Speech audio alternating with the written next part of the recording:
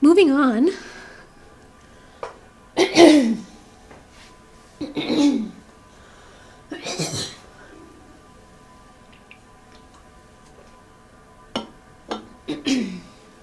Moving on. We can now start to bring together many of the things that we have learned about chemical reactions, precipitation reactions, acid-base neutralization reactions, as well as solution stoichiometry.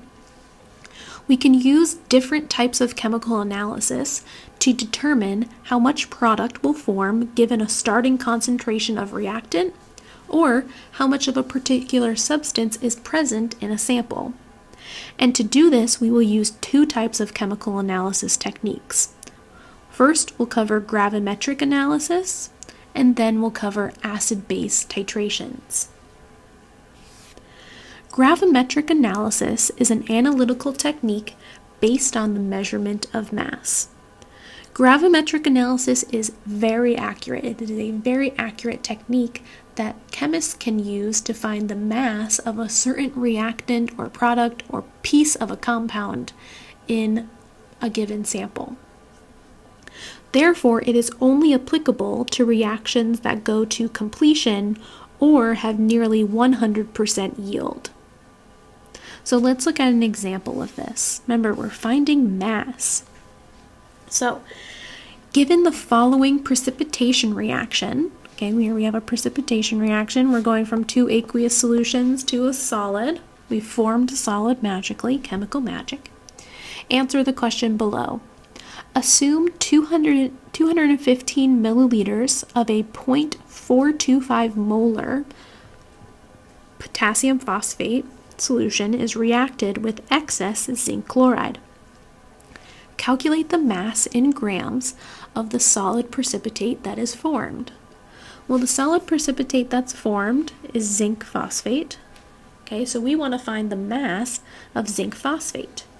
But all we're given is a volume and a concentration of one of our starting products.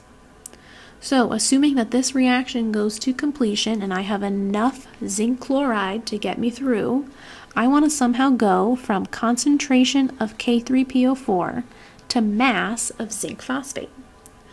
So, what I want to do is just quickly go back to our molar roadmap up here. Okay, and zoom in a little bit.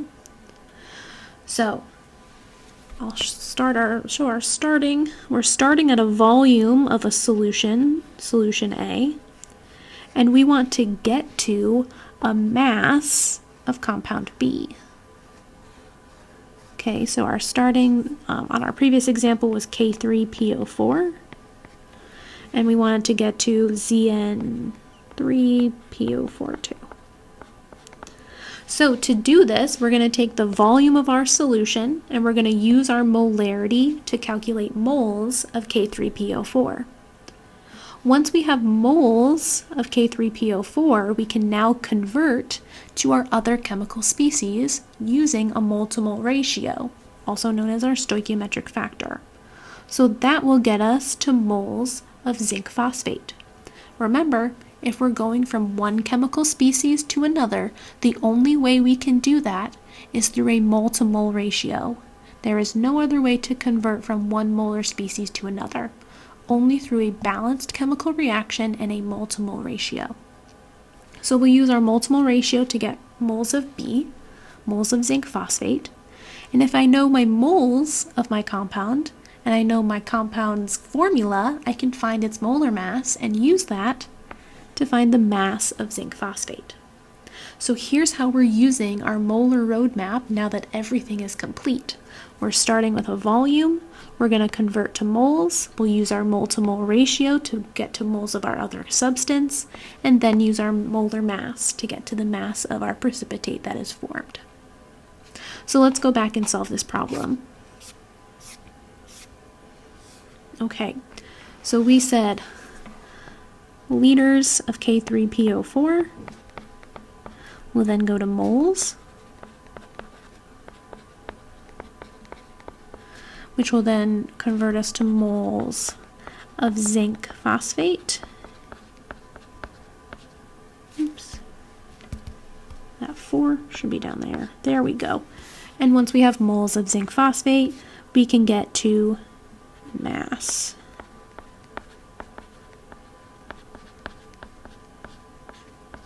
Okay, so to do our first step, we need the molarity. Our second step, that's the heart of the problem, that's our mole to mole ratio. And then our mass, to go from moles to mass, we're going to use our molar mass. Lots of M's going on here, so we need to make sure we know what all the different M's mean. Okay, so the first thing we need to do is take our volume of K3PO4 and use our molarity to go to moles. So we have our molarity triangle.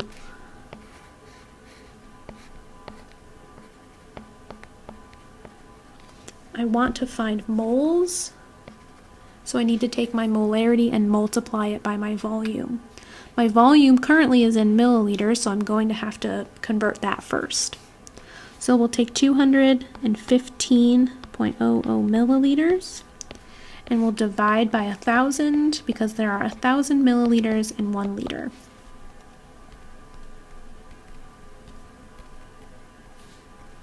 And we get 0.1215.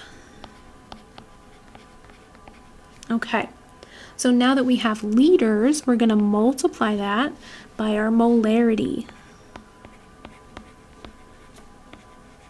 And I'll show that instead of molarity, I'll put it in moles per liter to remind us that liters are going to cancel. So we'll take that 0.215 and we'll multiply it by 0.425 to get out a mole value of 0.091375 moles. Okay, so now we're here. We now want to go from moles to moles, so we need a mole to mole ratio. So I'm taking that 0.091375 moles of K3PO4, and I'm going to use my mole to mole ratio.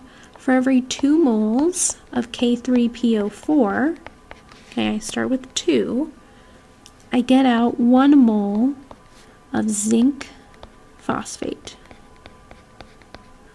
So I'm going to take my mole value and divide it by 2, which gets me 0.045685 moles of zinc phosphate. Okay, so that gets me to moles of zinc phosphate. Since I want to find the mass of zinc phosphate, we now have to use the molar mass to convert from moles to mass, which we've done for many chapters now. So that should be the easy part. So we're going to take that 0.045685 moles, and we are going to multiply it by its molar mass, which we can find from the periodic table, which is 386.11 grams for every 1 mole. So we'll take 0.045, multiply it by 386.11, and we get a mass of 17.6 grams of zinc phosphate. So I used my molar roadmap to tell me I needed to start with my volume, use my molarity to convert to moles. We've learned that. That was the start of this lesson using concentration. Then we're going to use what we learned in chapter 8 to go from moles of one substance to moles of the other. And then we'll use what we learned from many chapters that we've gone through so far to go from moles to mass. So this problem, the second half of it, is some things that we've done before in previous chapters. We're now expanding on it by adding the concept of molarity being able to tell us the number of moles. Because if we know moles and we have a balanced reaction, we can convert to anything, any reactant and any product. Once we know moles of something else, we can go to molarity, we can go to mass, we can go to particles, we can go to many different things. So we're using that molar roadmap to our advantage. That molar roadmap is given to you on all of your ALEX exams, so please use it. Let's do another one. Gallium chloride is formed by the reaction of 2.6 liters of a 1.44 molar solution of HCl according to the following equation. Calculate the mass of gallium chloride formed. Well, this problem is very similar in setup to our last one. We start with a volume, liters of HCl, and we want to get to mass of GaCl3. So, if we're converting between two chemical species, we know we need to somehow get from moles of one to moles of the other. Right? That's the heart of the problem through a mole-to-mole ratio. So, in order to get from liters to moles of HCl, we're going to use our molarity, just like we did in the last problem. And once we have moles of gallium chloride, we're going to convert that to mass using our molar mass, which we've been doing for many chapters now. So what I want you to do, now that we have our little roadmap here at the top, I want you to try this problem independently. There's no major conversions you have to do. The molar mass of gallium chloride I'll give to you. It's 176.07 grams per mole. Okay, so pause your video and try this problem independently.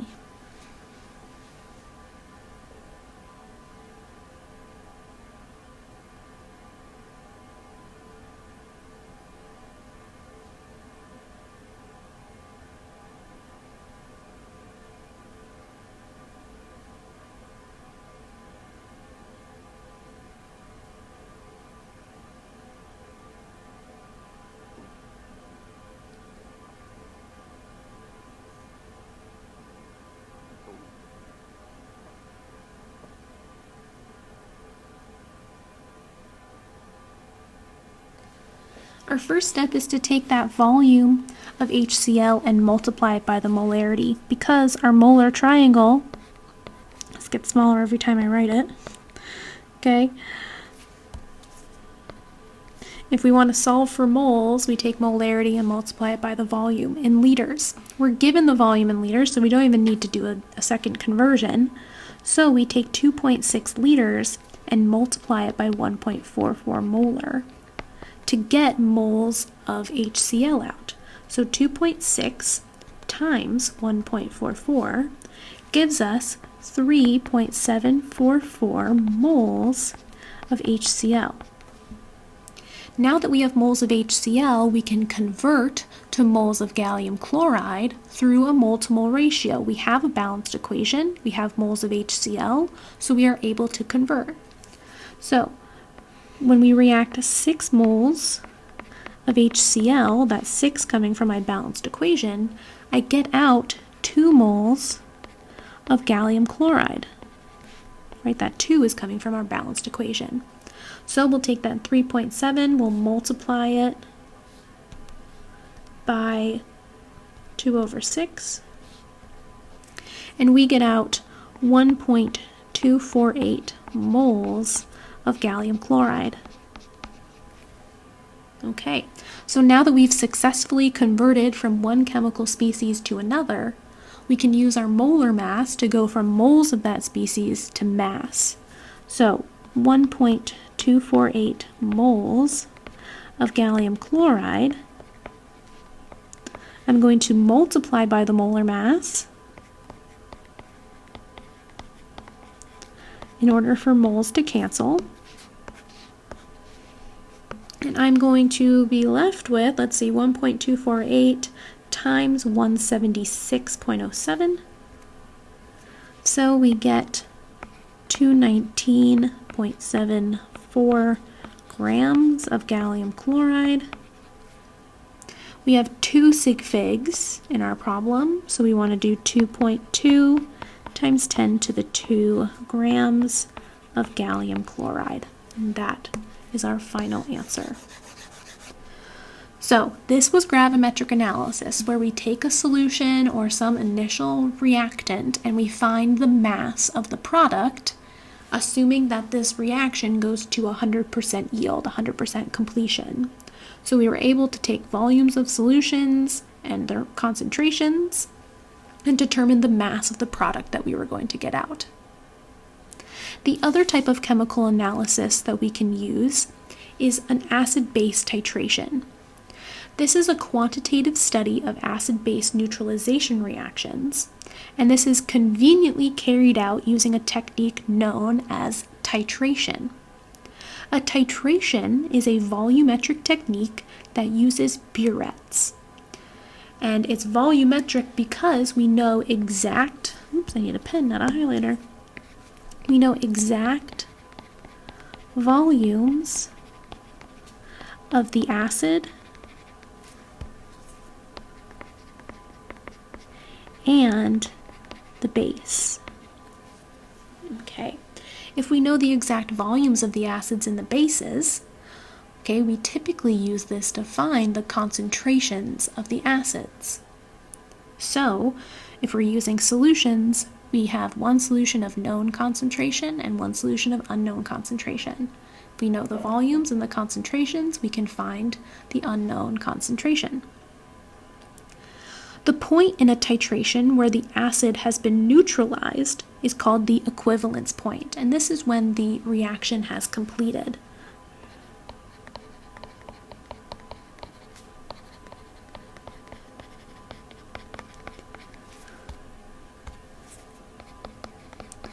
All of the acid has reacted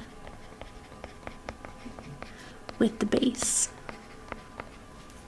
And we have no more left. We have no more acid left to react. The equivalence point in a lab setting is usually signaled by a color change of our solution. The color change is brought on by the use of an indicator. Indicators have distinctively different colors in acidic solutions and basic solutions. So here we see a titration going on. Okay, when here base is being added to an acid. Okay, so it's being added in, and there's an indicator in the acid that when it comes in contact with the base, when it becomes basic, it turns pink. So we can see that as we start to add the base in, portions of that solution are turning basic, but if we mix it up, it goes back to clear. At some point, when enough base has been added to neutralize all of the acid, the solution stays pink because it's more basic than it was acidic. Okay, it's more neutralized. So we go from this clear solution to this pink solution, and that tells us that the reaction is done.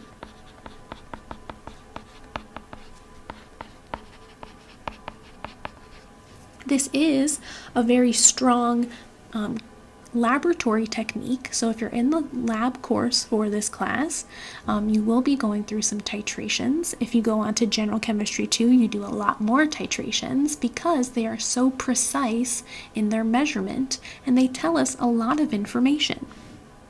So even if you're not in the lab, we can use the concept of acid-base titration in order to determine the concentration of an acid.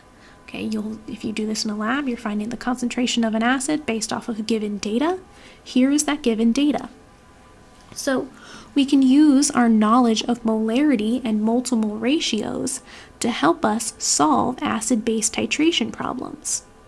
So for this problem, the end point of a titration, so when the titration is done, the reaction is completed, of a 50 milliliter sample of HCl was reached by addition of 45.87 milliliters of a 0.350 molar solution of barium hydroxide. So here's our acid base. Oh, I have this wrong. This should be barium, not calcium. Silly me.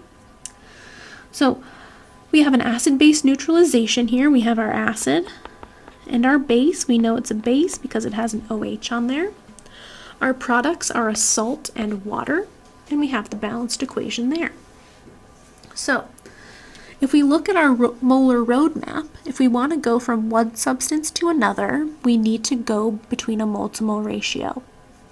I'm given the volumes okay, of two solutions and the molarity of another.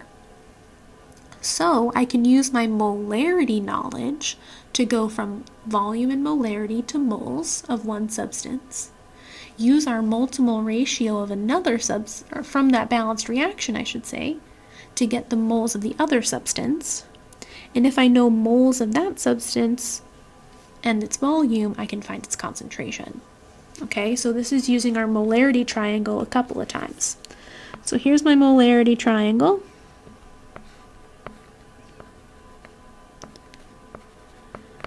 So the first thing we want to do is find the moles from our concentration and our volume. The only concentration we have is of barium hydroxide. So the first step we're going to do is find the moles. Here I should say, we're going to take the liters of barium hydroxide and convert it to moles of barium hydroxide. Okay, so we'll use the molarity to do that, and we'll use our molarity triangle to help us out. Once we have the moles of barium hydroxide, we want to find the concentration of our acid, so we're going to somehow get to moles of HCl. If I'm converting from one chemical species to another, I have to go through a mole-to-mole ratio. There is no other way. So I'll go from moles of barium hydroxide to moles of HCl.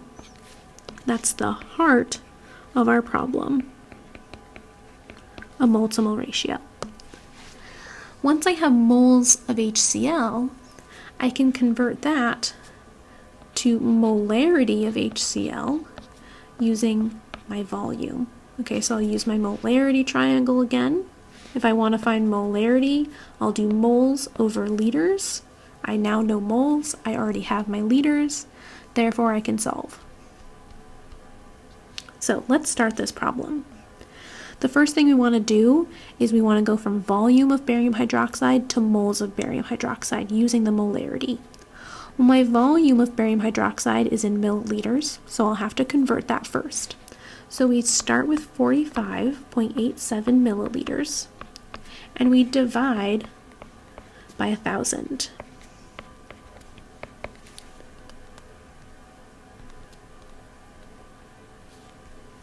So we get a volume out of 0.04587 liters.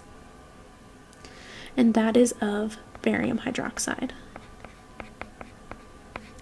Our molarity triangle says if I want to find moles, I need to take the molarity and multiply it by the volume.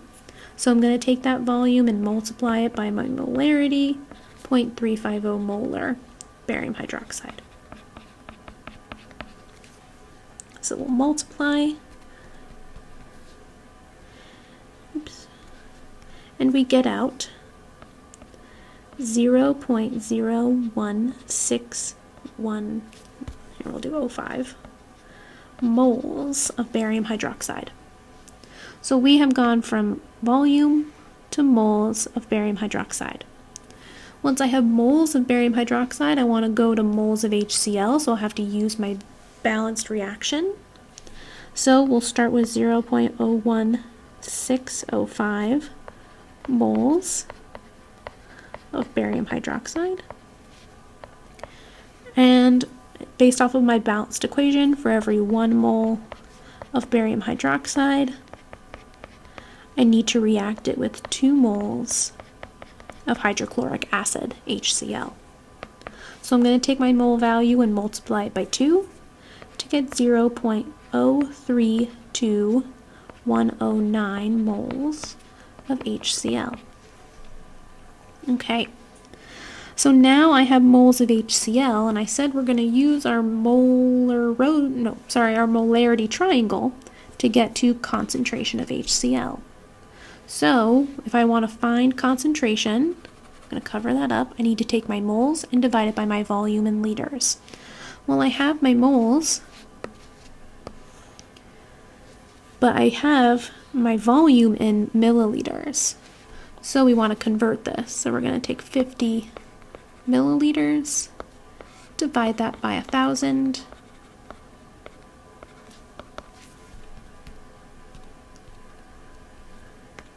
and we get out 0.05 liters.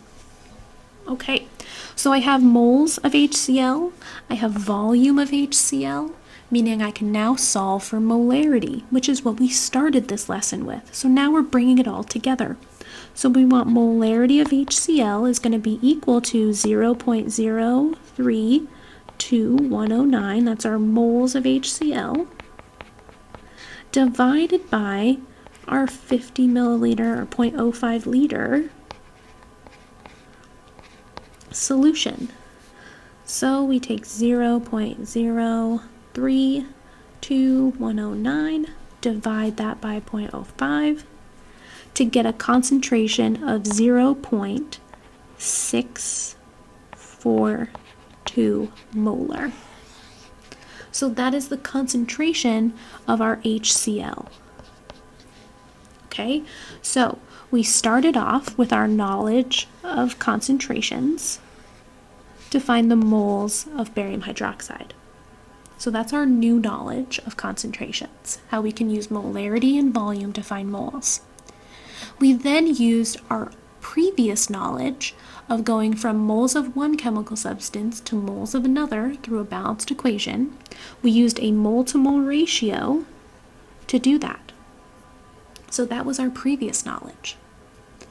We then were able to use our new knowledge of molarity to find the concentration of this acid because we knew the moles, we knew the volume, and we said, well, if I know moles and I know volume, I can find concentration.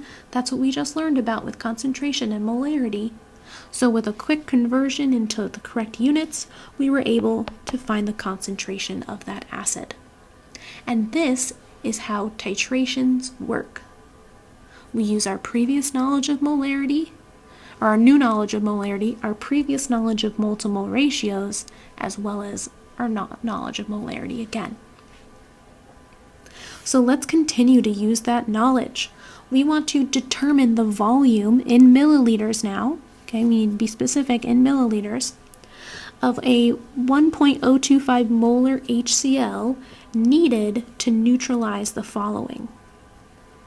So I have 100 milliliters of a 0.30 molar NaOH solution, and I have 100 milliliters of a 0.910 molar BaOH2 solution. So that's what we just did. We did barium hydroxide. The first step to each of these problems is to write out your balanced equation, because if you are converting from one chemical substance to another, you must go through a mole-to-mole ratio. If you do not have a mole-to-mole ratio in your work, you did it wrong. There is no other way to convert from one chemical substance to another without a mole-to-mole ratio. And the only way to get that mole-to-mole ratio is through a balanced chemical equation. So, for this one, we're going to write out our balanced equations. We have HCl reacting with NaOH. This is an acid-base neutralization reaction, so we know we're going to get out H2O and NaCl. Okay? So,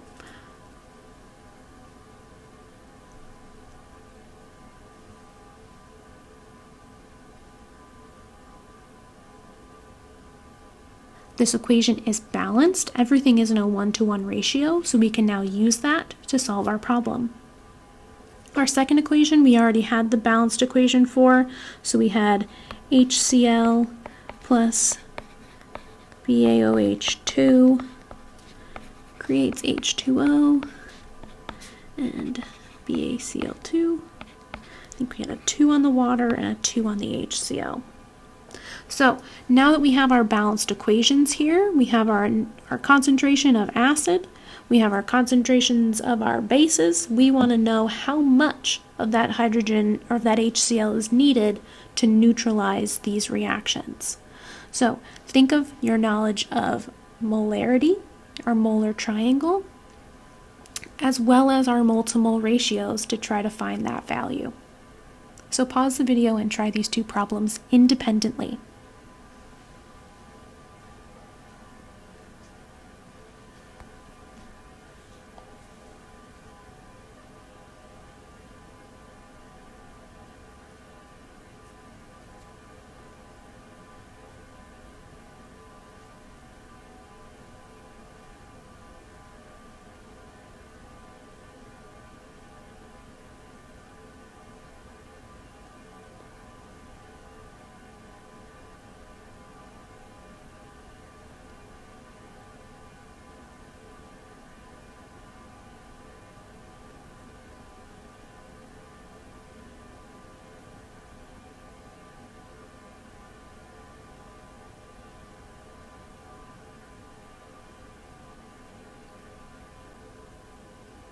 So our first steps in each of these is to utilize our concentration and volume of our bases to find the moles of bases.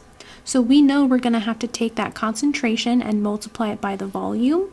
We just need to convert those volumes into liters. 100 milliliters divided by 1,000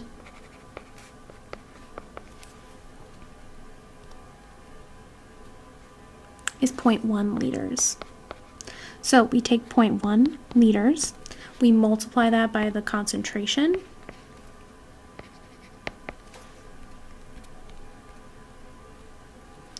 to get the moles of the base. Once we have moles of base, I should probably put some units on there, Once we have moles of base, we can then convert from moles of base to moles of acid using our balanced equation. So for 1 mole of NaOH, I use 1 mole of HCl. In this one, it just gives me 0.030 moles of HCl out. Now we have moles of HCl and we have a concentration of HCl, so we want to find the volume based off of that. So our molarity triangle tells us if we want to find volume, we have to take the moles and divide it by the concentration. So we'll divide that value by 1.025 molar to get our volume in liters.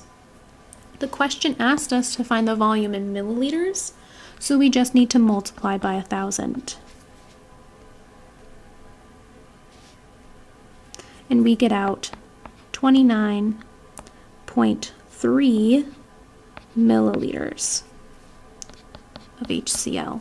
So 29.3 milliliters are needed to neutralize 100 milliliters of 0.30 molar sodium hydroxide. So let's do this again for our second problem that we have.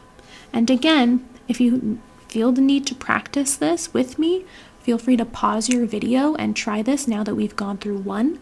Try the second one on your own and then come back to the video to check your work. The best thing about learning this is that if you get stuck, you can use the videos to get unstuck, and that makes you learn the topic even more. So we're going to start again with our 0.1 liters of now barium hydroxide and multiply by its concentration of 0.910 molar. So we take 0.1, we multiply by 0.910, and we get 0.091 moles of barium hydroxide. Now that we have moles of our base, we can convert to moles of our acid using our mole to mole ratio. So for every 1 mole of barium hydroxide, I need to use 2 moles of HCl. And again, I'm just getting this from our balanced chemical equation. So we'll take that 0.091, we'll multiply it by 2 to get out our moles of acid, 0.182 moles of HCl. Our molar triangle tells us to take the moles and divide it by the molarity to get the volume. So we'll divide by 1.025 molar again to get out a volume of 0.17756 liters. In order to convert it to milliliters, we have to multiply by 1,000. And we get out, oops, I only multiplied by 100. I had another 0 on there. We get out 177.56 liters, which becomes with what, 3 sig figs, 177 milliliters of HCl. So there are our 2 answers for these 2 problems. So again, we're using our new knowledge of molarity and the molarity triangle combining it with our previous knowledge of mole to mole ratios to solve for concentrations and for volumes. Okay, our last two problems are similar, except now we have NaOH and we're reacting it with two new acids.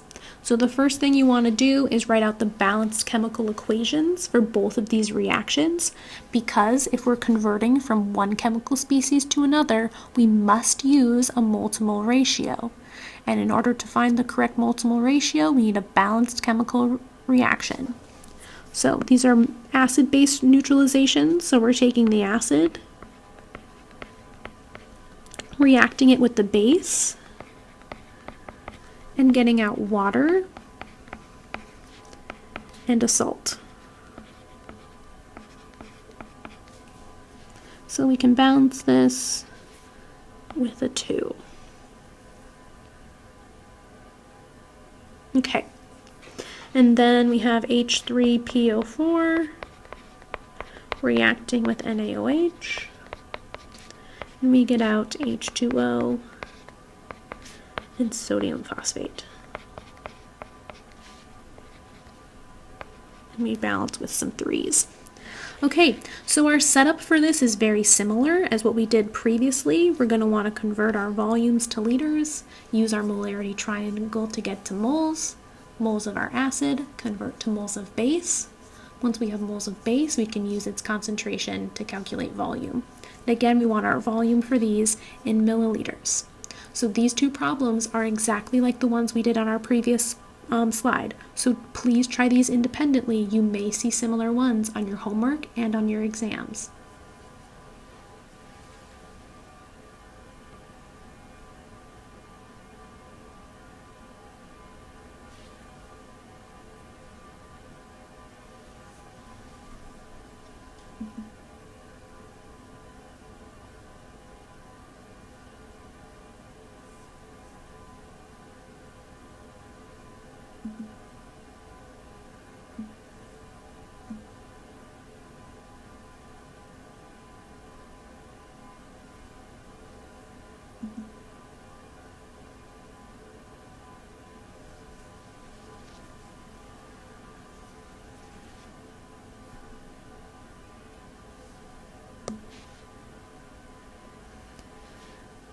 So we'll start these off by converting our milliliters to liters.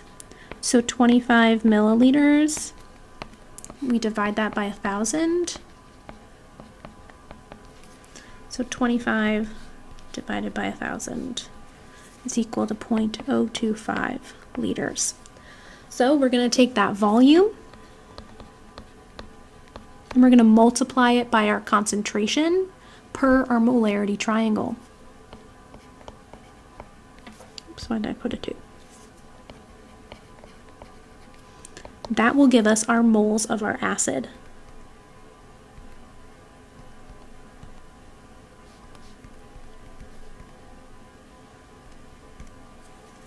So that's 0.1125 moles of H2SO4.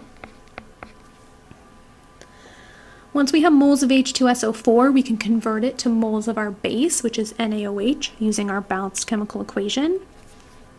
So for every 1 mole of H2SO4 I need to also use 2 moles of NaOH.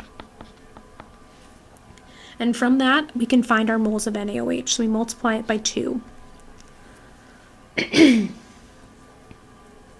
So that gives us 0.225 moles of NaOH. If we have moles and molarity, we can divide those two values to find volume. So we will divide by the concentration of NaOH, which is 1.015.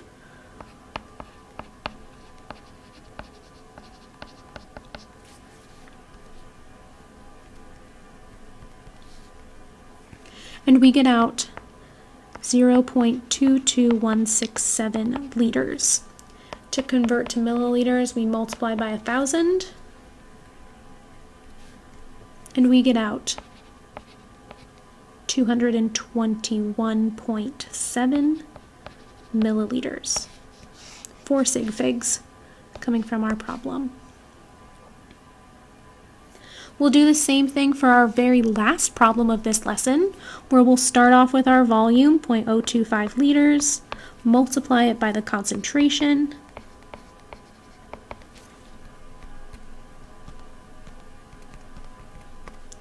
and we get out 0.0375 moles of H3PO4.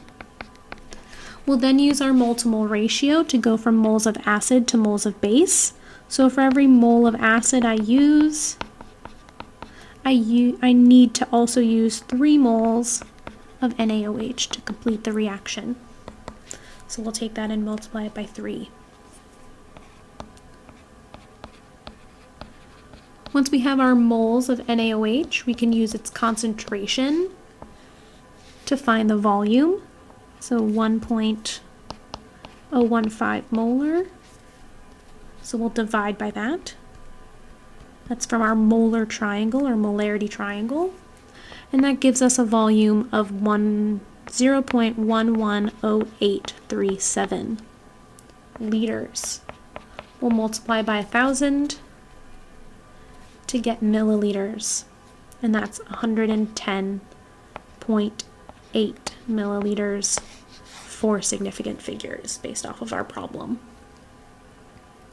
Okay, the biggest thing that I want to point out with titration problems, and I'm going to write this in big letters and in red. Never use M1V1 equals M2V2 for a titration. Never ever. If I see it, it's marked wrong. Okay? Never use M1V1 equals M2V2 for a titration, because M1V1 equals M2V2, that's a dilution. A dilution is not changing any of our substances. A titration, we are converting between substances, and the only way to convert between substances is to use a mole to mole ratio. So titrations must use a mole to mole ratio. Nowhere in M1V1 equals M2V2 is there a spot for a mole to mole ratio. Nowhere in there is there that value. So we can never use the dilution equation to solve a titration, because those are two different concepts. So if you are ever using M1V1 equals M2V2 for titration problems, you are wrong. You will always be wrong, because you are not accounting for a mole to mole ratio to go between your acid and your base. So please keep that in mind. Always use your steps using our concentrations to go to moles. Once you have moles, use your mole to mole ratio, and then use your molar triangle again. Okay? You must use a mole to mole ratio in a titration problem. If you are ever changing your chemical species, you have to go through a mole to mole ratio. There is no ifs, ands, or buts about it. The only value that allows you to convert from one chemical species to another is a mole to mole ratio. You must use it. So, go to your Alex homework and practice these types of problems, typing them into your calculator, making sure you understand how to use them in your calculator, writing out all of the steps, using those new triangles and those new equations and these new units. Practice, practice, practice.